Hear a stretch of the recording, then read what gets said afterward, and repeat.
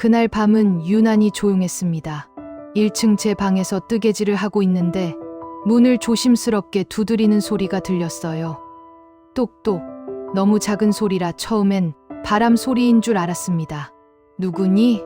제가 물었을 때 작은 목소리가 들려왔어요. 할머니, 저예요. 지우요. 손녀 지우였습니다. 밤 10시가 넘은 시간인데 2층에서 내려온 거예요. 문을 열자 지우가 잠옷 차림으로 서 있었습니다. 큰 눈망울에는 눈물이 가득했어요. 어머, 지우야. 왜 그래? 들어와. 지우는 제 방으로 들어오더니 문을 꼭 닫았어요. 그리고는 제 손을 꼭 잡으며 떨리는 목소리로 말했습니다. 할머니, 엄마한테 말하지 마세요. 절대로요. 뭔가 심상치 않았어요. 11살짜리 아이가 이렇게 심각한 표정을 짓는 건 처음 봤거든요. 무슨 일인데? 할머니한테 말해봐. 지우는 한참을 망설이다가 입을 열었어요. 오늘 엄마가 전화하는 거 들었어요. 할머니, 집 팔아서 강남으로 이사 간대요. 그 말에 가슴이 철렁했습니다. 그리고 할머니는 요양원 보낸대요. 손에 들고 있던 뜨개질 바늘이 떨어졌어요. 요양원이라고요? 며느리 유진이가 저를 요양원에 보낸다고요? 지우야, 그게 정말이니? 네. 엄마가 아빠한테 어머님은 요양원 보내고 우리는 강남 아파트 사자고 했어요. 아빠는 그래도 그렇지라고 했는데 엄마가 당신은 맨날 그렇게 우유부단하니까 라고 화냈어요. 지우는 울먹이며 계속 말했습니다. 할머니, 저 할머니 없으면 안 돼요. 할머니가 해주시는 호떡도 먹고 싶고 할머니 옛날 이야기도 듣고 싶어요. 제 품에 안긴 지우가 소리 없이 울고 있었어요. 작은 어깨가 흔들리는 게 느껴졌습니다. 이 집은 제가 30년 전 남편이 돌아가신 후 혼자 지켜온 집이에요. 아들 민수가 결혼하면서 2층을 내어줬고 손녀 지우가 태어난 후에는 더 기쁜 마음으로 함께 살았습니다. 그런데 며느리가 이 집을 팔아서 저를 요양원에 보낸다고요? 지우야, 괜찮아. 할머니가 있잖니. 하지만 속으로는 무서웠어요. 정말로 며느리가 제 집을 빼앗아 갈 수 있을까요? 그날 밤 지우를 2층으로 돌려보낸 후 잠을 이룰 수 없었습니다. 창밖을 보니 어둠만 가득했어요. 다음 날 아침 식탁에서 며느리 유진을 마주했습니다. 어머님, 아침 드세요. 어머님 좋아하시는 된장찌개 끓였어요. 유진은 환하게 웃으며 제 앞에 밥상을 차려줬어요. 평소와 다를 바 없는 모습이었습니다. 하지만 이제 저는 알아요. 저 미소 뒤에 무엇이 숨겨져 있는지. 고맙구나. 어머님, 요즘 건강은 어떠세요? 병원 가보신 지 오래됐는데 한번 검진 받으시는 게 어때요? 검진이라고요? 혹시 저를 치매 환자로 만들려는 건 아닐까요? 아니야. 난 괜찮아. 그래도 나이가 있으시잖아요. 요즘 혼자 계시는 것도 위험하고. 유진의 말투는 다정했지만 그 속에 날카로운 무언가가 느껴졌어요. 점심 무렵 유진이 외출하는 걸 봤습니다. 저는 기회다 싶어 2층으로 올라갔어요. 관절이 안 좋아서 계단 오르기가 힘들었지만 진실을 알아야 했습니다. 유진의 방 서랍을 열었을 때 손이 떨렸어요. 그 안에는 부동산 계약서 초안이 있었습니다. 제 집 주소가 적혀 있고 예상 매매가까지 적혀 있었어요. 더 놀라운 건 요양원 상담 팜플렛이었습니다. 실버타운 쾌적한 노후 생활이라는 문구가 적혀 있었어요. 그리고 그 밑에는 제 도장이 찍힌 서류가 있었습니다. 이건 제가 찍은 게 아니에요. 위조예요. 며느리가 제 도장을 위조해서 서류를 만들었던 거예요. 어머님, 뭐 하세요? 뒤에서 들리는 목소리에 깜짝 놀라 돌아봤어요. 유진이 서 있었습니다. 외출한 줄 알았는데 돌아온 거예요. 아, 아니야. 그냥. 제 방을 뒤지셨어요? 유진의 목소리가 차갑게 변했습니다. 유진아, 이게 대체 뭐니? 왜 내 집을 팔려고 하는 거야? 어머님, 그건 오해세요. 그냥 참고용으로 받아둔 거예요. 그럼 이 도장은 뭐야? 내가 찍은 게 아닌데. 어머님, 요즘 건강이 안 좋으셔서 그러시는 거 아닐까요? 기억을 잘 못하시는 것 같은데. 유진은 저를 치매 환자 취급했어요. 제가 기억을 못한다고 착각하고 있다고 말이에요. 아니야. 난 멀쩡해. 어머님, 진정하세요. 제가 저녁 때 민수 씨랑 같이 얘기해 볼게요. 그날 저녁 아들 민수가 일찍 퇴근했습니다. 유진이 부른 거예요. 엄마, 무슨 일이세요? 민수야, 내 아내가 이 집을 팔려고 해. 나도 모르게 서류까지 만들었어. 민수는 유진을 바라봤어요. 유진은 고개를 저으며 말했습니다. 여보, 어머님이 요즘 착각을 좀 하시는 것 같아요. 제가 그런 적 없어요. 엄마, 유진이가 그럴 리 없어요. 오해하신 거예요. 아들도 아내 편이었습니다. 그날 밤 저는 혼자 울었어요. 며칠이 지났지만 상황은 나아지지 않았습니다. 오히려 더 나빠졌어요. 유진은 노골적으로 저를 압박하기 시작했습니다. 어머님, 요즘 이상한 말씀하시니까 병원 한번 가보시는 게 어때요? 치매 검사 같은 거요.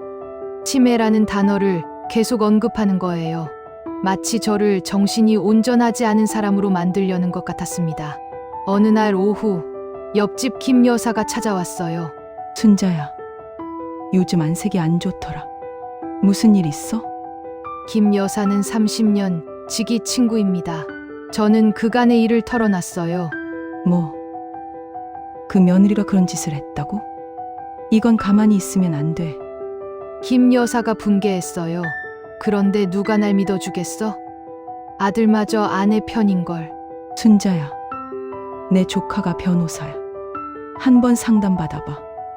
법적으로 대응할 수 있을 거야. 처음으로 희망이 보이는 것 같았어요. 하지만 집에 돌아왔을 때 유진이 날카로운 눈빛으로 말했습니다. 어머님, 어디 다녀오셨어요? 혹시 우리 뒷조사하시는 건 아니시죠? 아니야. 친구 만나고 왔어. 그래요? 어머님, 괜한 오해 만들지 마세요. 저희가 어머님한테 뭐 잘못한 게 있나요? 그날 밤 또다시 지우가 제 방에 왔습니다. 할머니, 무서워요. 왜 그래? 오늘 엄마가 전화하면서 빨리 처리하자고 했어요. 할머니를 처리한다는 거예요? 11살 아이가 이런 두려움을 느껴야 한다니. 지우야, 할머니가 지켜줄게. 저는 금고를 열었어요. 그 안에는 집 등기부등본과 제가 써둔 유언장이 들어 있었습니다. 그리고 작은 금고 열쇠를 지우에게 건넸어요. 이건 할머니와 너만의 비밀이야. 절대 잃어버리면 안 돼. 목걸이처럼 목에 걸고 다녀. 이게 뭐예요? 할머니의 보물상자 열쇠야. 언젠가 필요한 날이 올 거야. 지우는 작은 열쇠를 꼭 쥐었습니다. 다음 날, 김 여사의 조카인 변호사를 만났습니다. 젊은 여자 변호사였는데 제 이야기를 진지하게 들어줬어요. 할머님, 이건 명백한 사기와 위조 범죄예요. 할머님 도장을 위조해서 서류를 만들었다면 형사 고발도 가능합니다. 정말요? 네, 그리고 이 집은 할머님 명의시니까 아무도 마음대로 팔 수 없어요. 다만 증거를 확보해야 해요. 변호사는 조언을 해줬어요. 위조된 서류를 사진으로 찍어두고 며느리가 부동산과 통화하는 내용을 녹음하라고요. 집으로 돌아오는 길, 마음이 조금 가벼워졌습니다. 법이 저를 지켜줄 수 있다는 게 다행이었어요. 하지만 현관문을 열자마자 유진이 서 있었어요. 어머님, 어디 다녀오셨어요? 산책 좀 했어. 산책이요? 관절이 안 좋으시다면서요? 혹시 변호사라도 만나고 오신 건 아니시죠? 가슴이 철렁했어요. 어떻게 알았을까요? 무슨 소리야? 어머님, 저희를 고소하시려고요? 그러면 안 됩니다, 가족인데. 가족이라면 이런 짓을 하면 안 되는 거 아니니?